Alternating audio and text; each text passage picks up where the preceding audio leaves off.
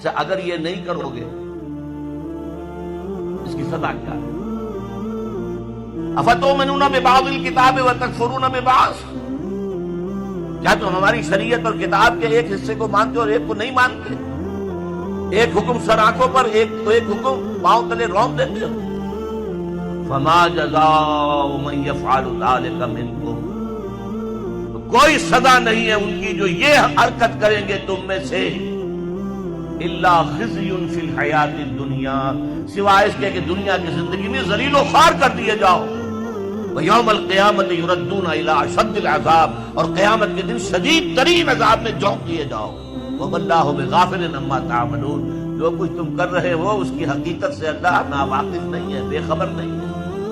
تم آئے ہو حج کرنے، داڑھی لمبی ہے تمہاری، اللہ کو معلوم ہے حرام کی کمائی سے حج کرنے آئے ہو، حرام کی کمائی سے عمرہ کرنے آئے ہو۔ تم نے مسجد تو بڑی شاندار بنوا دی، تمہارا کاروبار تو حرام کا ہے، سٹے اور جوئے کے اوپر کاروبار کر رہے ہو، بینک سے سودی قرضہ لے کر کاروبار کر رہے ہو، مسجد بنانے کا کیا تمہیں ثواب ملے گا؟ اللہ تعالیٰ کو تو نفقات جو ہیں، صدقات و نفقات صرف وہ قبول ہیں جو پاک اور حلال کمائی سے ہو۔ حرام کی کمائی سے تم نے کچھ بھی لٹا دیا ہو، اللہ کو ایک ڈھیرے کی اس کی قوت نہیں۔ اب اس میں دو سزائیں بیان کی، فما جزاء من يفعل ذلك منكم الا خزي في الحیات الدنیا، تم میں سے جو کوئی بھی یہ حرکت کرے گا کہ دین کے ایک حصے پر عمل ایک پر نہیں، اس کی سزا اس کے سوا کچھ نہیں ہے کہ دنیا کی زندگی میں ذلیل و خوار کر دیے جائے۔ یہ تو نقد ہے جو دنیا میں ملتا ہے، اور آخرت میں جو سزا ملے گی وہ یوم القیامت یردون الی اشد العذاب، اور قیامت کے دن شدید ترین عذاب میں جھونک دیے جاؤ۔ اب آپ دیکھیے پہلا عذاب جو ہماری نگاہوں کے سامنے ہے، ہمارے ماتھے پر لکھا ہوا ہے۔ آج ہم بعض لوگوں کے نزدیک 150 کروڑ انسان ہیں مسلمان، ہر چوتھا انسان مسلمان ہے، کم سے کم 125 کروڑ تو ہے ہی ہے، گویا کہ ہر پانچواں انسان مسلمان ہے۔ کتنا بڑا علاقہ ہمارے قدموں تلے ہے، جائیے ادھر انڈونیشیا کے دور درازوں سے چلیے، جو جزیرے ہیں ان سے، اور چلے جائیے موریتانیہ تک، سالڈ علاقہ ہے مسلمانوں کا۔ بیچ میں آپ سوچیں گے ہندوستان بھی تو آ گیا، وہ مسلمانوں کا نہیں ہے۔ 20 کروڑ مسلمان ہے ہندوستان کے اندر، آج بھی دنیا میں سب سے بڑی آبادی کسی ملک میں جو ہے وہ ہندوستان میں ہے مسلمانوں۔ اللہ تعالیٰ نے ہر طرح کی نعمت دی، ہر طرح کی معدنیات ہمارے پاس، ہر طرح کی نباتات، سب سے بڑھ کر آج کی دنیا کی قیمتی ترین شے تیل کا سب سے بڑا ذخیرہ یا ذخیرے مسلمانوں کے قدموں تلے۔ اس سب کے باوجود کیا مسلمانوں کی عزت ہے کوئی دنیا میں؟ کوئی حیثیت ہے؟ بین الاقوامی مسائل میں کوئی آپ سے مشورہ کرتا ہے؟ کسٹمی پرسن کے بھیا کیسٹی تم ہو کون؟ تمہیں کون پوچھے گا؟ ہم تو G7 بیٹھیں گے، G8 آ جائیں گے، G13 آ جائیں گے، G15 ہوں گے، اور کوئی مسلمان ملک نہ G7 میں، نہ G15 میں، نہ 3 میں، نہ 13 میں، کہیں نہیں۔ اور اب جو توسیع کرنے جا رہے ہیں، سیکیورٹی کونسل کے اندر نئی سیٹ کس کو ملے گی؟ سعودی عرب نے حال ہی میں کہا یہ مسلمانوں کا حصہ ہے۔ کیسے حصہ ہے مسلمانوں کا؟ تمہاری عزت، تمہارا دھیلے کی عزت ہے دنیا میں کہیں؟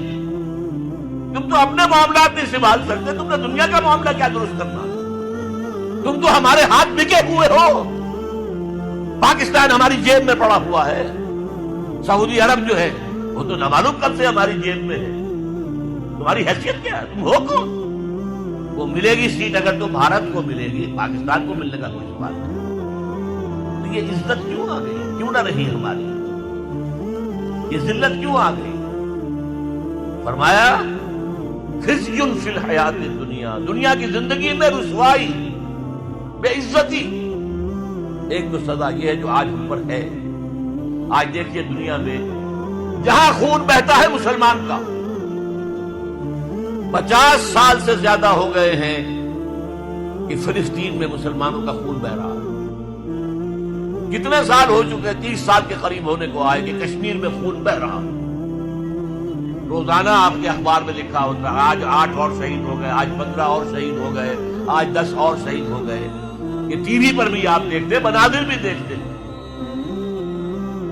اب پھر خون اگر گرا ہے بوسنیا میں تو مسلمان کا، کوسوو میں تو مسلمان کا، چچنیا میں تو مسلمان کا، صومالیہ میں گرا تو مسلمان کا، فلپائن میں گر رہا ہے تو مسلمانوں کا، اب تھائی لینڈ میں بھی شروع ہو گیا تو مسلمانوں کا. جہاں دیکھو وہ جو کبھی کہا تھا کسی نے، ہو گیا مانند آب ارزاں مسلمان کا لہو، پانی کی طرح یہ سستا ہو گیا مسلمان کا لہو. ساری دنیا میں مسلمانوں کا خون بہ رہا ہے. اور کم ہمتی کا عالم یہ ہے، بزدلی کا عالم یہ ہے کہ ہم یہ کہہ کر کھڑے ہو کر کہہ نہیں سکتے کہ انف از انف، تم نے جو کچھ ہمارے ساتھ کیا ہے اب ہمارے میدان میں ہم مقابلہ کریں گے. اس طرح بکریوں کی طرح بھیڑوں کی طرح مارے نہیں کھائیں گے. ہے کسی ملک میں یہ طاقت کہ یہ کہہ دے؟ ہاں بیچارے کچھ جانے وہ اپنی جان دے کر اپنا سوسائڈ بمبنگ سے اپنے آپ کو اڑا کے 8-10 کو اور اڑا لیتے بس. اور لیکن وہاں تو بمبارڈمنٹس ہوتی تھی. اسرائیل میں جو کچھ ہوا ہے، فلسطین میں بلڈوزر آ رہے ہیں، محلے کے محلے سب گھر جو ہے وہ مسمار. ایک امریکہ کی عورت آئی ہوئی تھی صحافیہ، وہ کہیں بیٹھ گئی بلڈوزر کے سامنے کہ نہیں گرانے دوں گی میں یہ مکان، وہ اس کو بھی کچل کے رکھ دیا. یہ حال دنیا میں تو جو ایک بے عزتی والا عذاب ہے.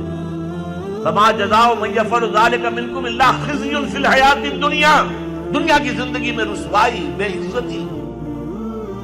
اب یوم القیامہ جو ہے مستعد تو ہم اسی کے ہو چکے ہیں کہ شدید ترین عذاب میں جھونک دیے جائیں. وَيَوْمَ الْقِيَامَةِ يُرَدُّونَ إِلَىٰ أَشَدِّ الْعَذَابِ.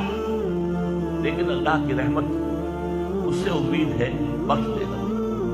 اللہ کی رحمت جو ہے ہمیں اپنے سائے میں لے لے تو بات دوسری ہے، ورنہ مستعد تو ہم اس کے ہو چکے ہیں. کیوں؟ تم مسلمان کہلاتے ہو. اور ذرا سنیے، تم نے پاکستان بنایا اسلام کے نام پر. کہاں ہے وہ اسلام؟ میرا حکم ہے کہ چور کا ہاتھ کاٹو، تم کاٹتے ہو. میرا حکم ہے کہ زانی اور زانیہ اگر غیر شادی شدہ 100 کوڑے برسر عام مارو، چاہے وہ عورت ہو، برسر عام کوڑے لگائے جائیں. تم کرتے ہو. میں نے کہا اگر سود نہیں چھوڑو گے تو اعلان جنگ ہے میری طرف سے. فاذنوا بحرب من اللہ ورسولہ، اللہ اور اس کے رسول کی طرف سے اعلان جنگ ہے، الٹیمیٹم ہے. تم چھوڑتے ہو سود کو. تمہاری تو ساری معیشت جو ہے اس کا تانا بانا سود اور جوئے پر ہے. جوئے کا حد تو یہ ہو گیا بسکٹ بیچنا ہو تو اس کے لیے بھی لاٹری چل رہی ہے. بسکٹ کے ڈبے میں فلاں چیز نکل آئے گی تو قرآن اندازی ہوگی، آپ کو ایک کار بھی مل سکتی ہے بسکٹ کے ایک ڈبے کے ذریعے سے. لوگ لگے ہوئے. ایک گھی کا ڈبا اگر لوگے ہمارا تو اس میں سے کوئی سونے کا ٹکڑا بھی نکل کے آ سکتا ہے. سود اور جوا یہ ہمارے تانا بانا ہے، ہماری پوری معیشت. یہ جب ہوگا تو آخرت کا عذاب تو ہم مستحق تو ہو چکے ہیں. باقی اللہ تعالیٰ بخش دے، یہ بات